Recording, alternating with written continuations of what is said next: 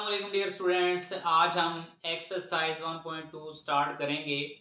Exercise 1.2 के जो पहले 3 क्वेश्चंस हैं उनमें टाइप्स ऑफ मैट्रिसेस से रिलेटेड क्वेश्चंस हैं। अगर किसी ने टाइप्स ऑफ मैट्रिसेस का लेक्चर मिस कर दिया है तो वो डिस्क्रिप्शन में मैंने उस लेक्चर का लिंक दे दिया है, टाइप्स ऑफ मैट्रिसेस वाले लेक्चर का, तो आप वहां से वो देख सकते हैं।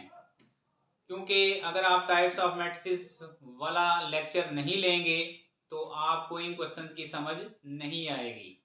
तो चलते हैं क्वेश्चन नंबर 1 की तरफ। क्वेश्चन नंबर 1 में लिखा हुआ है, from the following matrices identify unit matrix, row matrices, column matrices and null matrices. पहले क्वेश्चंस में ये हमारे पास ए बी सी डी ई और एफ, इनमें आपने आइडेंटिफाई करना है कि इन मैट्रिसेस का क्या नाम है। लास्ट लेक्चर में हमने टाइप्स ऑफ मैट्रिसेस के बारे में पढ़ा था, ये वही टाइप्स हैं। तो पहला हम ए वाला मैट्रिक्स देखते हैं। ए वाले मैट्रिक्स में तमाम एंट्रीज जो हैं वो जीरो है। तो हमने पढ़ा था कि जिस मैट्रिक्स के अंदर तमाम एंट्रीज जीरो होंगी तो वो नल मैट्रिक्स होगा या जीरो मैट्रिक्स होगा। तो इसका आंसर है नल मैट्रिक्स।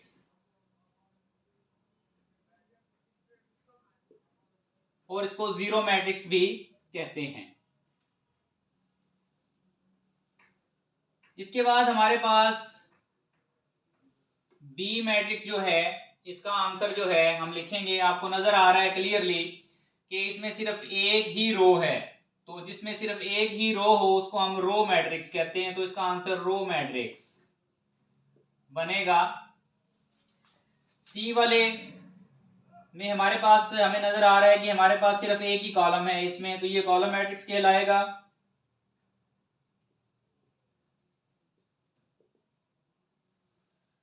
इसके बाद हमारे पास ये जो डी मैट्रिक्स है, डी मैट्रिक्स में हमने पढ़ा था कि जब डायगोनल एंट्री सेम हो जाती हैं, बल्कि जब डायगोनल एंट्री 1 हो जाए तो उसको हम यूनिट मैट्रिक्स या आइडेंटिटी मैट्रिक्स कहते हैं। और ये नॉन डायगोनल एंट्री 0 होंगी तो इसको आप यूनिट मैट्रिक्स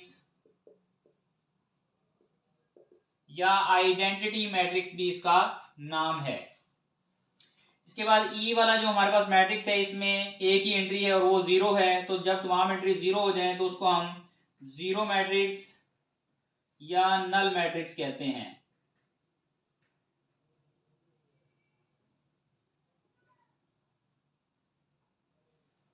और लास्ट हमारे पास जो एफ वाला पार्ट है, इसमें हमें नजर आ रहा है कि एक ही कॉलम है तो इसको हम कॉलम मैट्रिक्स कहेंगे।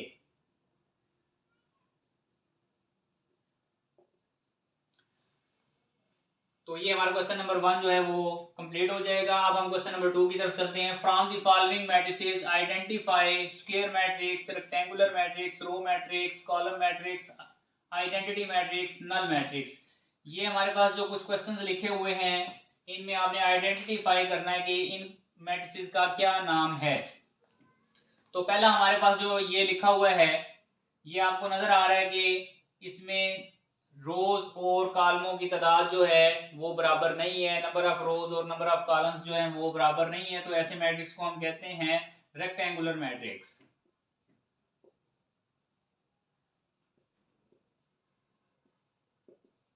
तो ये इसका आंसर आ जाएगा रेक्टेंगुलर मैट्रिक्स। इसके बाद हमारे पास नंबर 2 जो पार्ट है, इसमें हमें नजर आ रहा है कि इसमें सिर्फ एक ही कॉलम है। तो अभी हमने पढ़ा है तो ये कॉलम मैट्रिक्स कहलाएगा।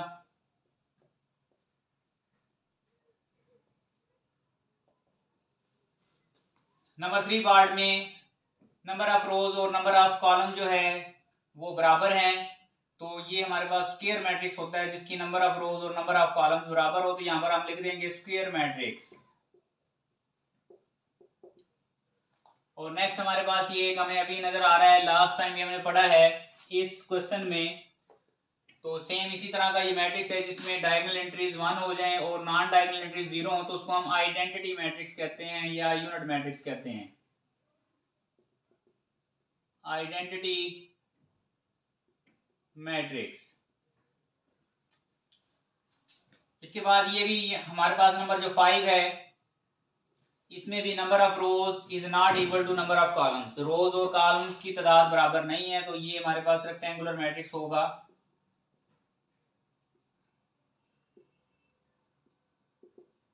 नंबर 6 में आपको नजर आ रहा है कि ये इसमें सिर्फ एक ही रो है, तो उसको हम रो मैट्रिक्स कहेंगे। नंबर 7 हमारे पास जो है इसमें सिर्फ एक ही कॉलम है, तो उसको हम क्या कहेंगे, कॉलम मैट्रिक्स।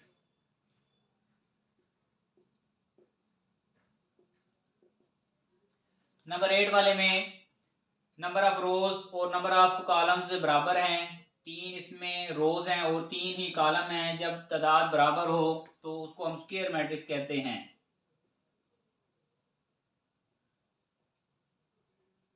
और इसका पार्ट नंबर 9 यहाँ पर लिखा हुआ है, इसमें आपको नजर आ रहा है कि तमाम एंट्रीज जो हैं वो 0 है, तो इसको हम जीरो मैट्रिक्स या नल मैट्रिक्स कहेंगे। तो ये इस तरह हमारा क्वेश्चन नंबर 1 और जो 2 है वो सॉल्व हो जाएंगे। क्वेश्चन नंबर 3 में जो है लिखा हुआ है, from the following matrices identify diagonal, scalar and unit matrices. ये हमारे पास जो 5 क्वेश्चंस लिखे हुए हैं, इनमें से हमने बताना है कि डायगोनल मैट्रिक्स कौन सा है, स्केलर मैट्रिक्स कौन सा है और आइडेंटिटी मैट्रिक्स कौन सा है। तो पहला हमारे पास ए जो मैट्रिक्स लिखा हुआ है उसमें आपको नजर आ रहा है क्लियरली कि इसकी जो डायगोनल एंट्रीज, ये जो है एंट्रीज सेम है, तो जब डायगोनल एंट्रीज सेम होती हैं तो उसको हम कहते हैं स्केलर मैट्रिक्स। तो इधर लिख देंगे इसका आंसर स्केलर, इसका आंसर हमारे पास आ जाएगा स्केलर मैट्रिक्स। नंबर 2 हमारे पास जो लिखा हुआ है बी मैट्रिक्स, इसमें हमें नजर आ रहा है कि ये डायगोनल एंट्रीज सेम नहीं है और 1 भी नहीं है, तो इसका मतलब है कि ये सिंपल डायगोनल मैट्रिक्स है, डायगोनल मैट्रिक्स।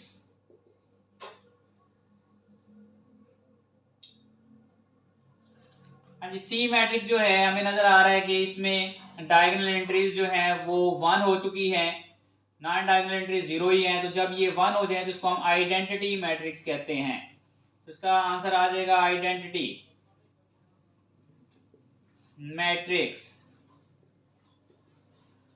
और डी जो हमारे पास लिखा हुआ है, इसमें ये जो है डायगोनल एंट्रीज एक जैसी नहीं है और 1 भी नहीं है, तो ये सिंपल डायगोनल मैट्रिक्स।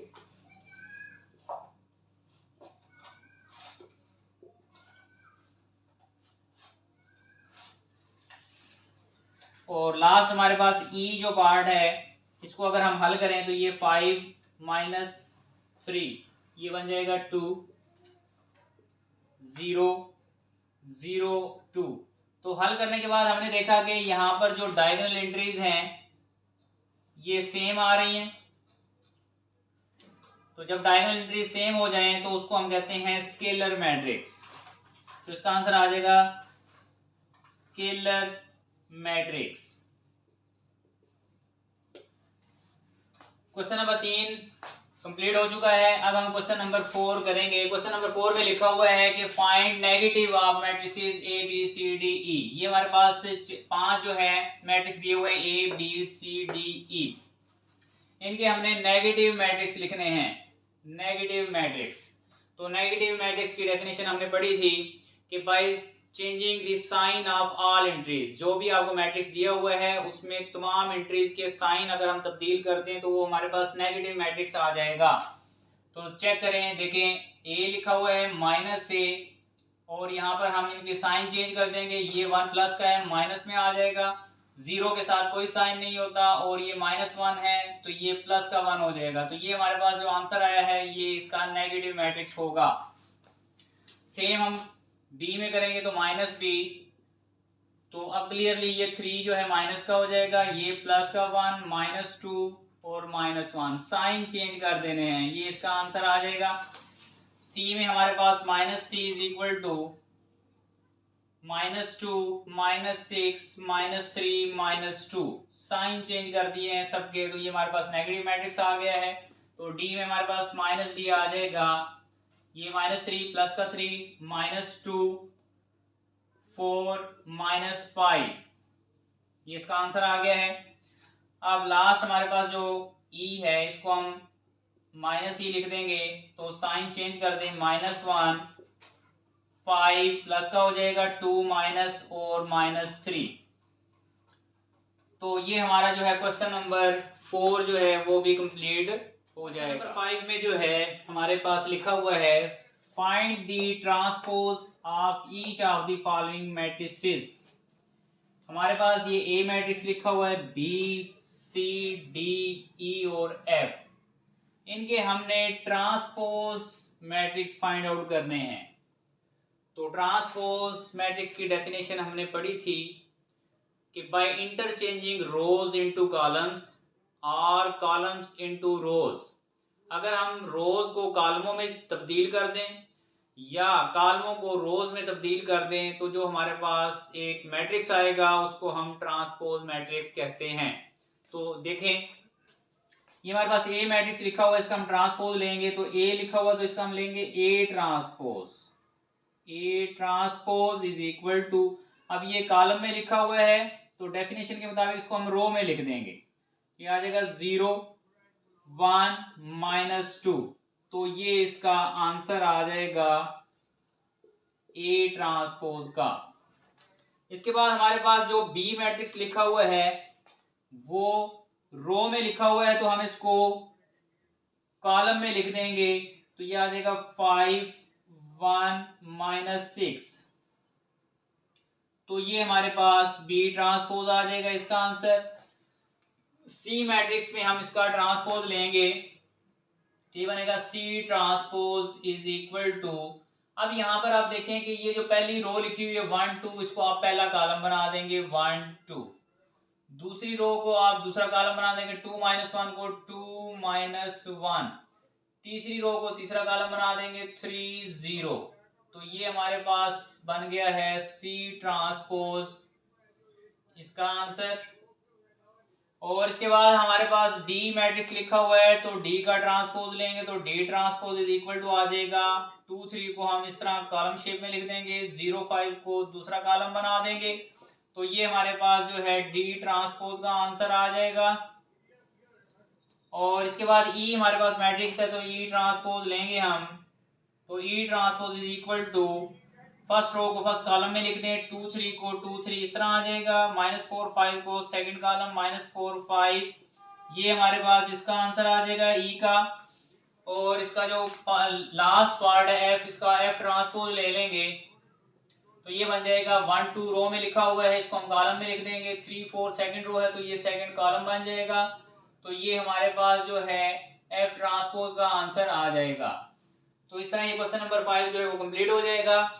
अब हम क्वेश्चन नंबर 6 करेंगे। क्वेश्चन नंबर 6 के दो पार्ट्स हैं। वेरीफाई दैट इफ ए, अगर हमारे पास ए मैट्रिक्स ये है तो देन हमने वेरीफाई करना है ए ट्रांसपोज का ट्रांसपोज इज इक्वल टू ए, यानी कि ए का 2 दफा ट्रांसपोज लेने के बाद ए आंसर आए, ये हमने वेरीफाई करना है। तो चेक कर लेते हैं। सबसे पहले हम ए की वैल्यू लिख लेंगे सॉल्यूशन में।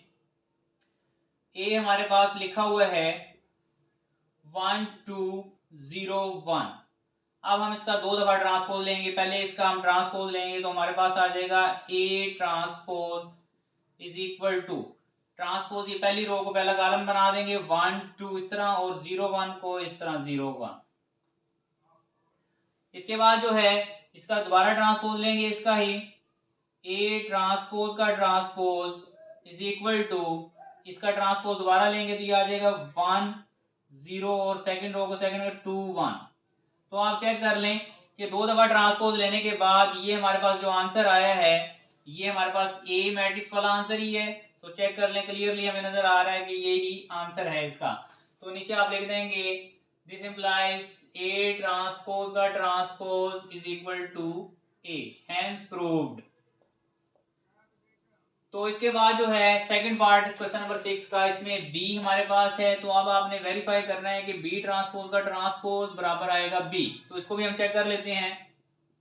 बी मैट्रिक्स हमारे पास है 1 1 2 0 और बी का ट्रांसपोज लें इज इक्वल टू 1 1 इस तरह कॉलम में आ जाएगा और 2 0 सेकंड कॉलम बन जाएगा। दोबारा इसका ट्रांसपोज लें, बी ट्रांसपोज का ट्रांसपोज इज इक्वल टू ये 1 2 फर्स्ट कॉलम बन जाएगा और 1 0 सेकंड कॉलम बन जाएगा। तो आप चेक कर लें कि बी ट्रांसपोज का ट्रांसपोज लेने के बाद हमारे पास ये आंसर बी वाला ही बन रहा है। तो दिस इंप्लाइज आप लिख देंगे कि बी ट्रांसपोज का transpose is equal to B, यानी कि इसका 2 दफा ट्रांसपोज लेने के बाद बी ही आंसर आ रहा है। तो इसके नीचे आप लिख देंगे हैंस प्रूव्ड। तो इस तरह ये हमारा क्वेश्चन नंबर जो है 6 वो कंप्लीट हो जाएगा और हमारी एक्सरसाइज 1.2 भी मुकम्मल हो जाएगी।